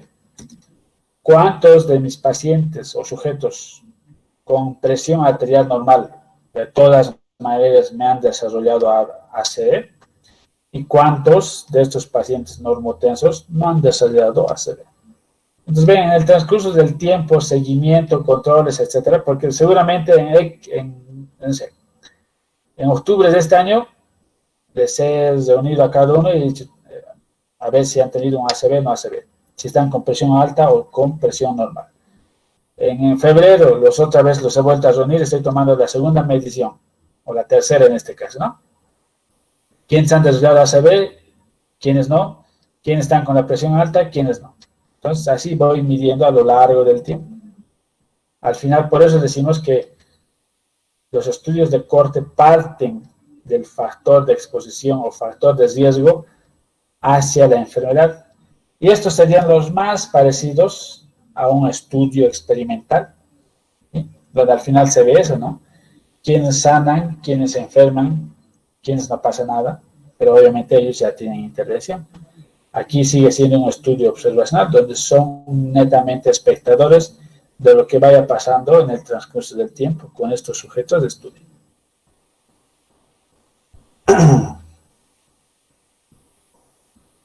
Entonces diré, ¿no es cierto?, porcentaje o número de quienes desarrollaron la enfermedad, porcentaje o número de quienes no desarrollaron la enfermedad respecto a la hipertensión. En el otro grupo igual, porcentaje o número de quienes desarrollaron la enfermedad con presión normal y porcentaje o número de quienes no desarrollan la enfermedad con la presión normal. Entonces voy teniendo datos. Vayamos con otro ejemplo. Yo quiero estudiar quienes desarrollan obesidad a lo largo del tiempo. Pero respecto a qué causa principal, a la Coca-Cola. Sí, entonces yo tengo un grupo de hoy sanos, los separo en dos grupos y bueno, yo sé que un grupo es viciositos de consumir gaseosas o Coca-Cola. Y otro grupo, bueno, no consume gaseosas, consumirá mates, tecitos, agua mineral, etcétera, pero no consumen gaseosas. Bueno, yo voy siguiendo a lo largo del tiempo. A lo largo del tiempo veré quienes han ido aumentando de peso respecto a los que toman gaseosas y también respecto a los que no están tomando gaseosas. A lo largo del tiempo veré quienes habrán abandonado el estudio, ya sea por muerte o por otras causas, pero al final he ido perdiendo sujetos. Y bueno, llegaré al final del 2021 y diré, bueno, de los que han consumido, por ejemplo, gaseosas o Coca-Cola, quienes tienen obesidad, de los que han consumido gaseosas o Coca-Cola, quienes no tienen obesidad, de los que han consumido agua, matecitos, tecitos, etcétera, pero me han desarrollado obesidad, y quienes han consumido agua, tecitos, mates, etcétera, no me han desarrollado obesidad. ¿Sí? Entonces yo al final luego analizaré y diré, bueno, el porcentaje o número de quienes desarrollan la enfermedad por el consumo de gaseosas, porcentaje o número de personas que no me han desarrollado de la enfermedad, incluso consumiendo las gaseosas. Del otro grupo diré también el porcentaje o número de quienes desarrollan la enfermedad consumiendo agua o mates. Y bueno, también diré el porcentaje o número de quienes no desarrollaron la enfermedad consumiendo agua o mates. Entonces vean los estudios que se puede hacer en este caso de cortes, que siempre va a ser prospectivo, pero que si bien los datos pueden llegar a ser más precisos que el resto, que los que hemos ido viendo hasta ahora, pero que podemos ir perdiendo sujetos de estudio. ¿Sí? Entonces, en el transcurso, como os digo, se pueden morir, se pueden viajar, se pueden rechazar el estudio, el seguimiento, entonces podemos perder. Lo ideal no es tener disparejo los grupos al final del camino. Si he empezado con 30 y 30, por ejemplo, ya 3 que ya no hayan llegado, o sea, que haya llegado con 27 de un grupo. Y que en el otro grupo por ahí haya perdido 1, entonces con 29. Entonces sigue siendo parejo los grupos, ¿no es cierto? De 27 a 29 son 2 numeritos, 2 personas. No va a influir mucho en los resultados. Pero que un grupo, por ejemplo, haya la mitad, 15 personas, y en el otro grupo por ahí haya perdido solo 5 o 1. Entonces, de 15 personas a 25 o a 29 ya la brecha es gigante, ¿no es cierto? Entonces, los datos también se van a llegar a ser erróneos, porque no es lo mismo comparar peras con, no sé, con lingotes de oro, ¿sí? No, compararé peras con peras, oro con oro, ¿sí? Entonces, por eso se llama estos estudios que tienen que ser, que estén casi en similitudes numéricas en cuanto a estudios y características, ¿sí?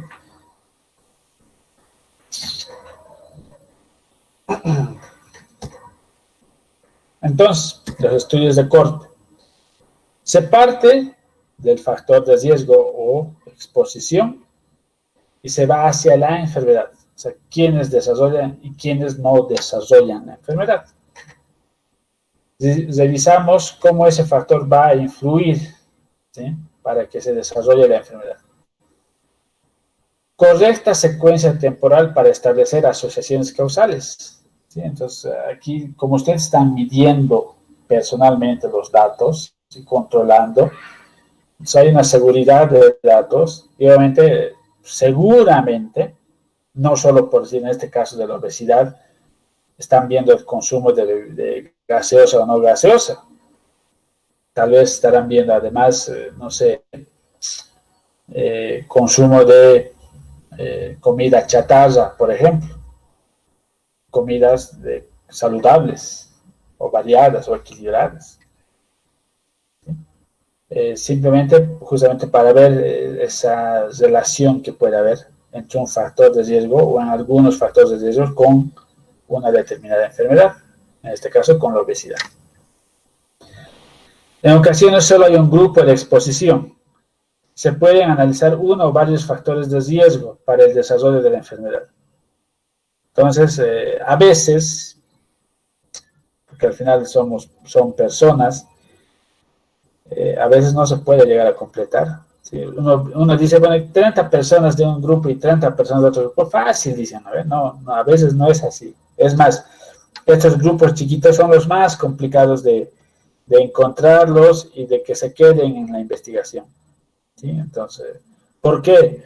Porque ustedes les van a recolectar los datos fecha tras fecha, fecha tras fecha. Y a veces no les gusta eso o se calientan y al final no quieren ser partícipes.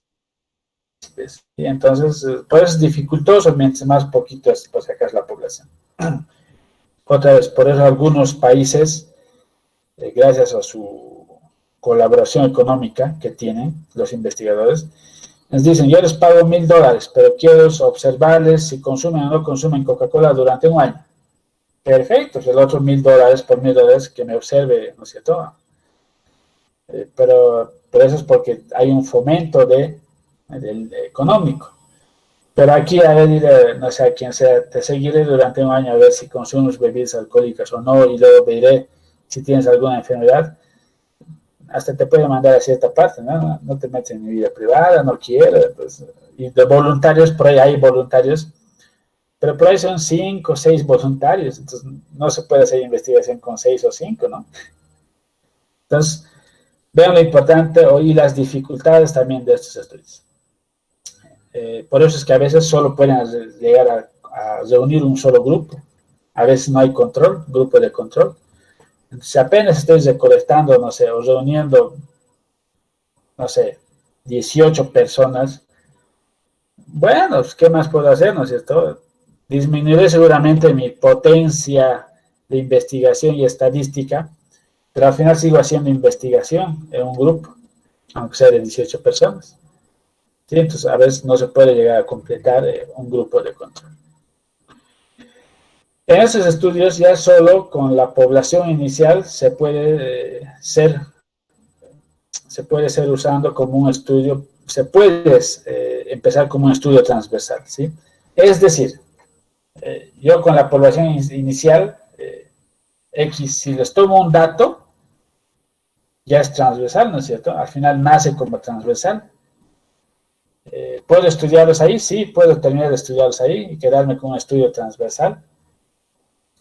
Ahora, si afortunadamente a lo largo del tiempo recolecto esos mismos datos en otra oportunidad, mi estudio transversal que nació como tal, ya se volvió longitudinal, ¿no? Entonces ya, y si terminamos el tiempo X con estos grupos, bueno, entonces ya se convierte de un estudio de prevalencia a un estudio de casos y controles.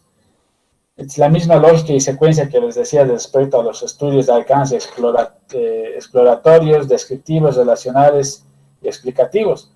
Nacen en cierto punto en la base de la pirámide. ¿Que pueden nacer en otras instancias? Sí, pueden nacer. Pero generalmente nacen de ser descriptivos y luego pueden pasar a ser relacionales y luego además pueden pasar a ser explicativos. ¿Sí? Entonces, también puede pasar en estos estudios así.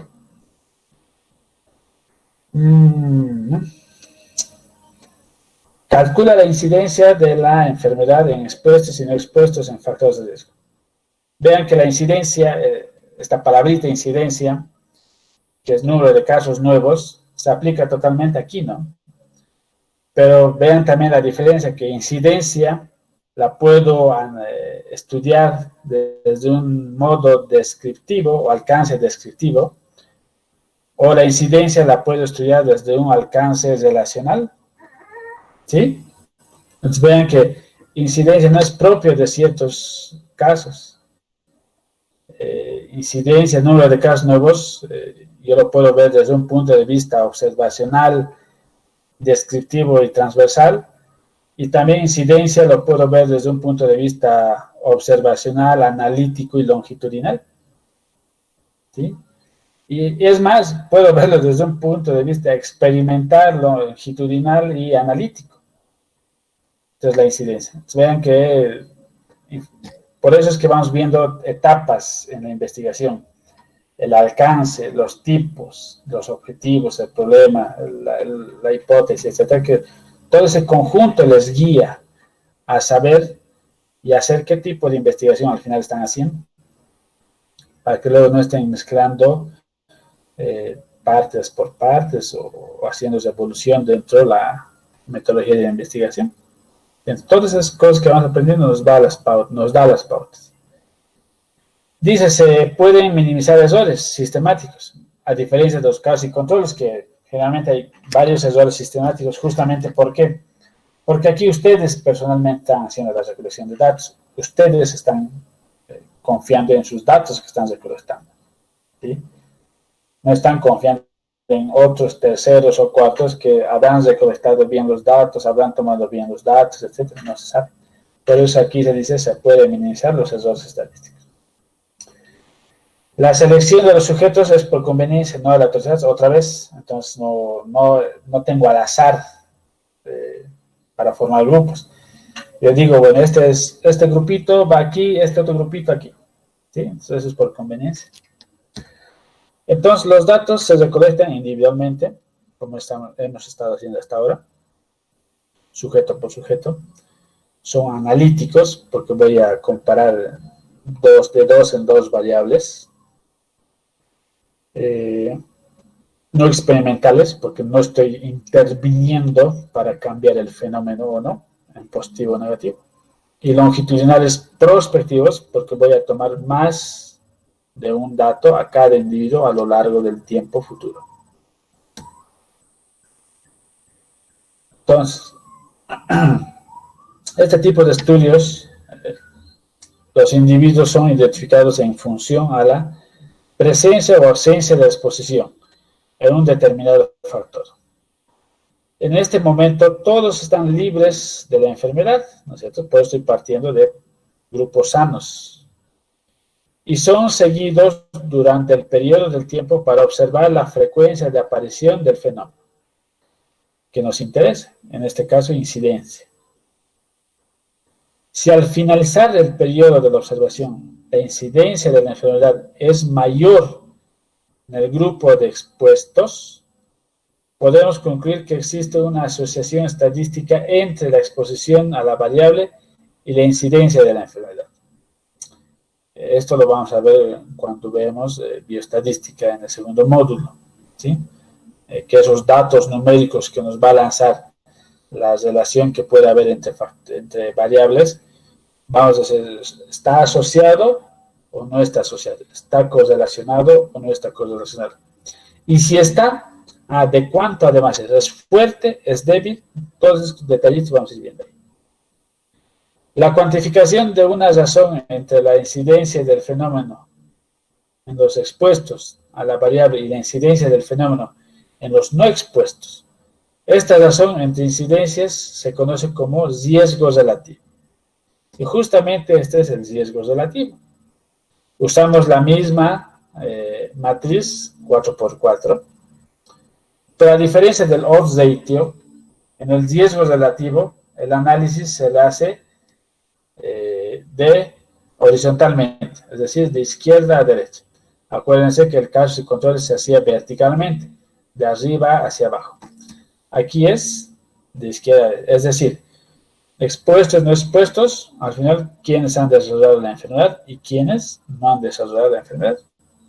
Entonces, tenemos aquí la tasa de incidencia en expuestos, la tasa de incidencia de no expuestos y al final la principal aritmética, el riesgo relativo, que es la tasa de incidencia de expuestos entre la tasa de incidencia de no expuestos. Entonces, todo esto entre esto. Dice, el riesgo relativo es una razón de incidencias, expresa la probabilidad de sufrir una enfermedad entre quienes están expuestos al factor considerado causal, no estoy diciendo la causa. ¿Sí? Acuérdense que estamos en un nivel relacional donde asumimos que puede ser la causa. No decimos directamente es la causa.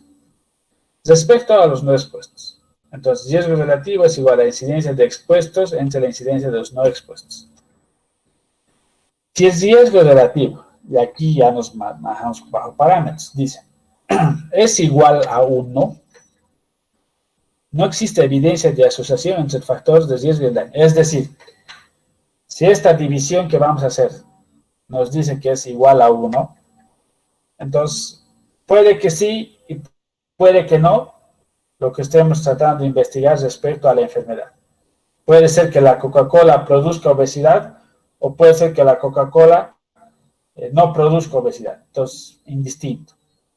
Pero si el resultado que obtengamos de esta aritmética nos dice que es mayor a 1, entonces decimos, el factor de riesgo es factor de riesgo, es decir, aumenta el riesgo de aparición de daño. Es decir, si la suma nos sale por decir 25, sabemos que es mayor a 1. Entonces podemos decir que el consumir Coca-Cola o gaseosas es un factor de riesgo a desarrollar la obesidad. Ahora, si es menor a 1, que puede dar, entonces más bien es un factor protector. Entonces podemos decir, no, ¿saben qué? La Coca-Cola o las gaseosas son un factor protector, es decir, que no me provocan o no me desarrollan la obesidad. Bueno, pues, consuman Coca-Cola, ¿no es cierto? O gaseosas. Solo estoy tomando un ejemplo por si acaso. Pero esta es la interpretación de los resultados numéricos. El resultado que salga de esta división, si es igual a 1, indiferente, neutro. Si es mayor a 1, sí, realmente es un factor de riesgo a desarrollar cierta enfermedad. Si es menor a 1, no, más bien ha sido un factor protector. Podemos marcar que la obesidad, por decir, es un factor protector en contra de la osteoporosis, ¿no es cierto? Puede ser aplicado en este tema. Entonces vean la interpretación de estos resultados según el valor numérico. Aquí, por ejemplo, otro ejemplito dice, ¿no? Manifestaciones neurológicas, ¿sí? Que tengan y que no tengan. Trabajadores o sea, personas que trabajan con baterías, ¿sí? Con las baterías de autos que están con las soluciones químicas. Y por ahí comparar con trabajadores que trabajan en una textilería o en tejidos. Bueno, al final, ¿quiénes me han tenido manifestaciones neurológicas y quiénes no? ¿Sí? Entonces voy haciendo la suma, las operaciones matemáticas en forma horizontal de izquierda a derecha. Entonces dice, la incidencia de trabajadores, ya una vez haciendo el cálculo, que obviamente aquí están ficticios, ¿no es cierto? Pero dice, la incidencia de trabajadores de baterías fue del 20 sobre 100, es decir, del 20%. Y la incidencia de trabajadores de tejidos fue del 4%. Entonces hacemos la división, dice, 20 entre 4, 5. Entonces, si es mayor a 5, ¿sí? Como el ejemplo anterior, los trabajadores de batería expuestos al plomo tienen 5 veces más riesgo de presentar manifestaciones neurológicas que los trabajadores de tejidos no expuestos al plomo.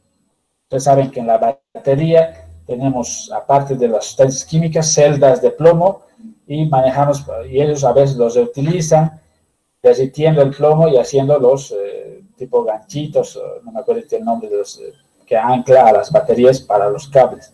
Y entonces muchos contrastan con eso. Entonces, pero vean, aquí en este supuesto de números, si nos ha salido 5 aquí la división, bueno, sabemos que mayor a 1, entonces dice que es un factor de riesgo. Entonces, ya llegamos a la interpretación o al análisis, que los trabajadores de baterías expuestos al plomo tienen 5 veces más riesgo de presentar esas manifestaciones neurológicas que los que no están expuestos al plomo, como son el caso de los trabajadores de tejidos.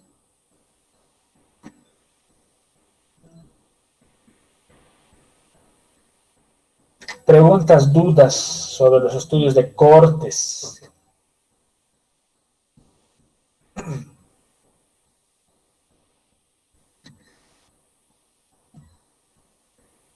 ¿Ninguna? No, doctor. Entonces veamos algunos ejemplitos de Cortes y casos y contras, ¿no? Por ejemplo, la incidencia de caries dental en la población expuesta a dieta cariogénica en la población escolar del municipio de Camargo en la gestión 2020. Corte. Voy a ver quiénes con este tipo de dieta, quiénes me desarrollan caries y quiénes no. Estoy partiendo de pacientes sin caries, entonces. Otro, identificación de factores de riesgos asociados al cáncer de mama en pacientes atendidas en el Hospital de la Mujer de Sucre en el periodo 15 a 2020. Casos y controles.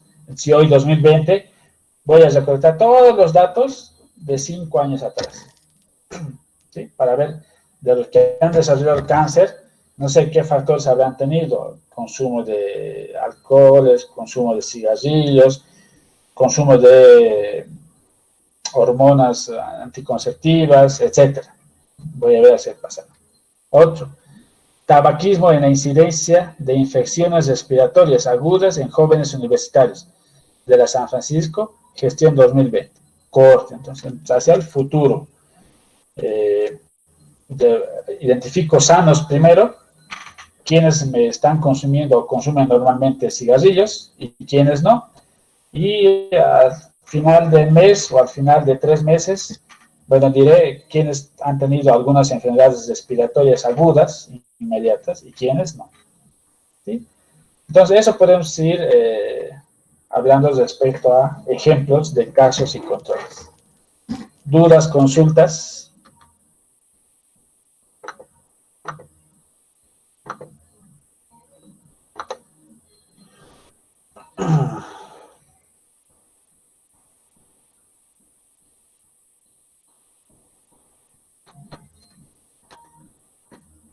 cámaras, videos, preguntas, no preguntas.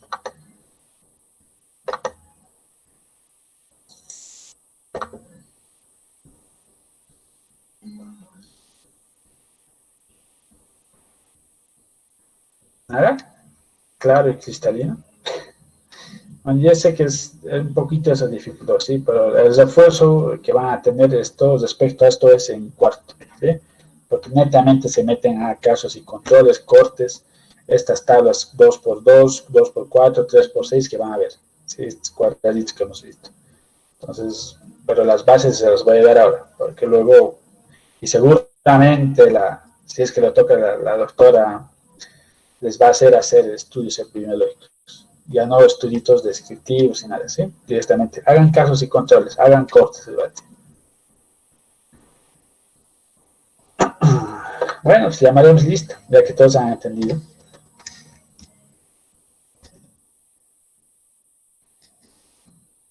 Acebo Jocelyn.